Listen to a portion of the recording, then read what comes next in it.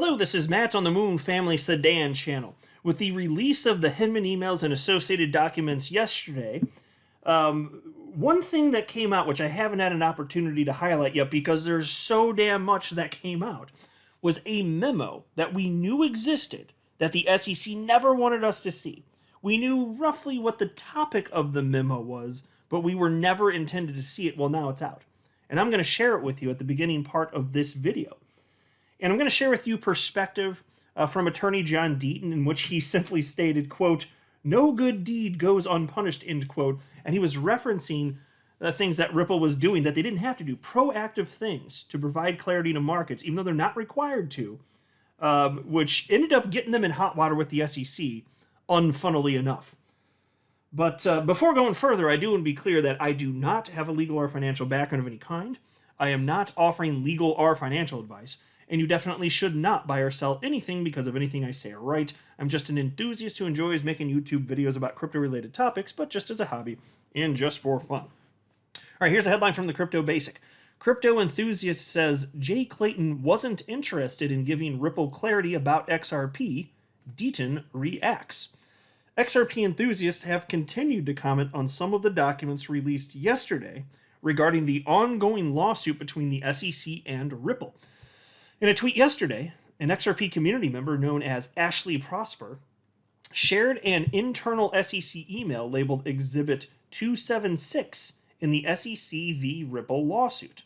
According to Prosper, the document proves that former SEC Chairman Jay Clayton was never interested in giving Ripple clarity regarding XRP. Yeah, so that couldn't be more obvious. And I know we know that here in the XRP community, but this is just another piece of the puzzle.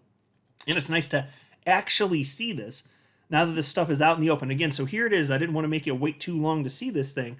But again, what you're looking at, what's on your screen right now, it's officially released, but we were never intended to see this. The SEC does not like that we are able to see this right now. And so here's the memo.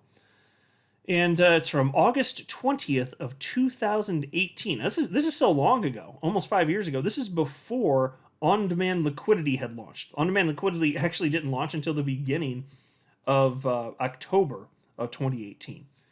And so the subject line here is meeting with Ripple executives.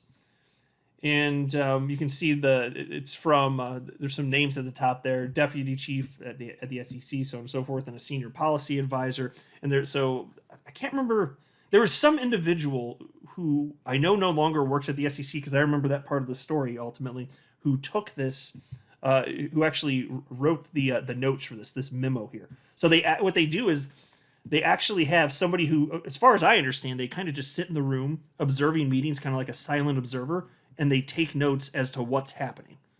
I mean, you think you just record the damn thing, but whatever. Is what it is. So anyway, the memo reads as follows. On Monday, August 20th, 2018, representatives from Ripple met with representatives from the chairman's office at the SEC's Washington, D.C. offices. Attendees for the chairman's office were Chairman Clayton, Bill Hinman, director of the Division of Corporation Finance, Sean Meeman, it's a little blurry looking, and Brian Rabbit. Attendees for Ripple were Brad Garlinghouse, CEO, and David Schwartz, CTO. The meeting began around 11 a.m. and lasted approximately 50 minutes. Garlinghouse and Schwartz spent the meeting discussing Ripple's business and technology. Representatives from the chairman's office occasionally interjected with questions. Towards the end of the meeting, Garlinghouse briefly noted that Ripple was in purgatory due to uncertainty as to whether XRP, the cryptocurrency with which Ripple is associated, is or is not a security. So just want to pause to note here. What's happening right here is remember the whole talk from Gensler about just come in and work with us, and sometimes you'll hear come in and register, just do the right thing. Well, it turns out when you come in and speak to the SEC, what's actually happening, and we now know this, but Ripple didn't know it back then, is that it's lead generation for the SEC. If you go in and speak to the SEC, that increases the likelihood that they will sue you. There are so many targets out there, but if you feed them data on a platter and they don't have to do the work, and it's just right there in front of them, yeah, they're more likely to sue you. Absolutely. And so that's why Library, they got attacked because they were proactive in acting in good faith going to the SEC. Had they not done that, I'm not convinced that Library would have been sued, because they're just one of the smaller projects out there. And there's so many. Would Library have really gotten picked? Well, we can't know for sure, but I would hazard a guess, and my guess would be that the answer is no. Had Library not acted in good faith and approached the SEC, probably not. And so here, similarly, you have Ripple acting in good faith here and just saying, hey, again, as it pertains to XRP, we feel like we're in purgatory here. And so the memo continues and reads as follows. In response, Chairman Clayton immediately stated that the meeting was not the proper forum for a discussion about that topic. He then asked Garlinghouse to back up from that issue and steered the meeting back to a discussion about Ripple's business and technology. Pause right there. If they were acting in good faith, don't you think there would have been a little bit more something? If they were really trying to be helpful and make sure that, investors are taking care of all that jazz? Do you think that they would have just said, we don't want to talk about that? And then just literally just change the subject back? Which at a minimum sounds rude on the surface anyway, at the bare minimum. Well, obviously no, they were what the intent was behind it. It's because they were never going to provide the clarity for Ripple surrounding XRP. Their whole approach is, we don't need to change anything about policy or legislation or anything. How we test and everything we've been doing since 1946 and even before, it works perfectly here. It perfectly adheres to this brand spanking new technology, which is a bunch of hoo-ha and horsepucky, if you ask me. And then the memo wraps up by stating, following further discussion of those topics, the meeting concluded with Chairman Clayton encouraging the Ripple executives to continue its ongoing discussions with the staff of the Division of Corporation Finance. Oh yeah, well, I'll tell you what, I bet they did. I bet they did encourage them to keep, voluntarily providing all this information that would make litigation against them easier. Oh, I bet they did, absolutely. So that was shared by Ashley Prosper, and then Attorney John Deaton retweeted that and wrote, what's important about this meeting on August 18th, 2018, is that on June 13th, 2018, Clayton and Hinman received an XRP memo analyzing XRP under Howey. Had the memo concluded XRP was a security, you would expect Hinman and Clayton to respond to Brad Garlinghouse's purgatory comment with, we didn't give you clarity in the speech with ETH, because XRP is a security. We had our people, did a detailed analysis, and that's what they found. Or just say, Brad, XRP is a security. They didn't say, stop selling XRP, Brad, because you're violating the law. And again, it's supposed to be so crystal clear and so obvious.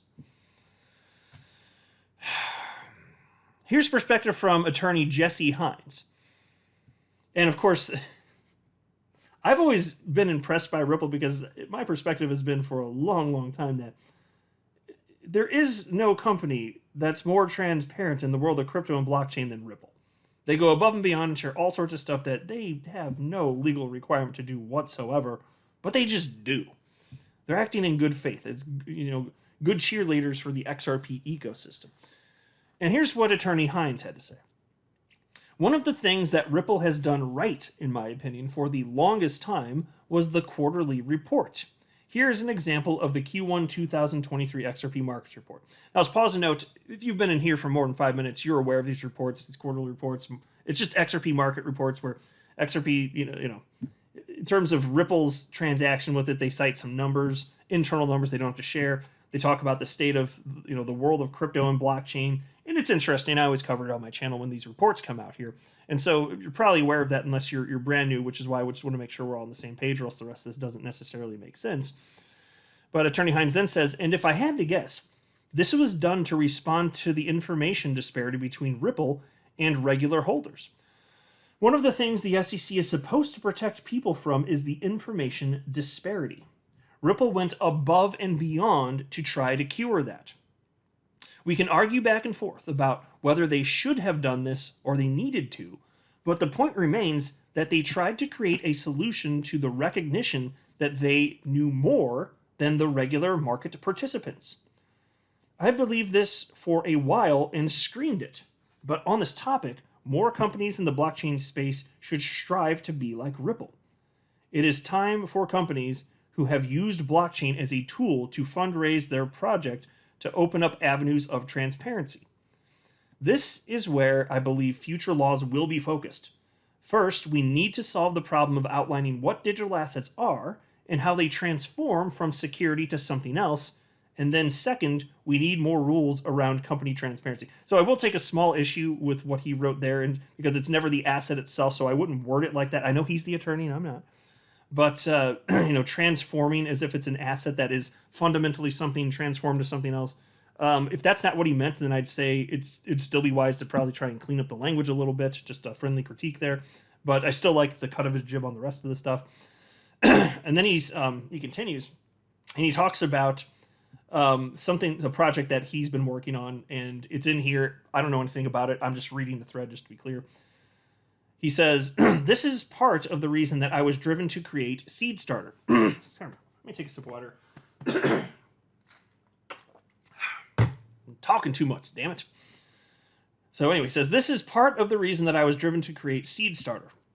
I wanted to create a space where companies could get funding from the regular people, like blockchain, but also where the regular people have regular entitlements to information.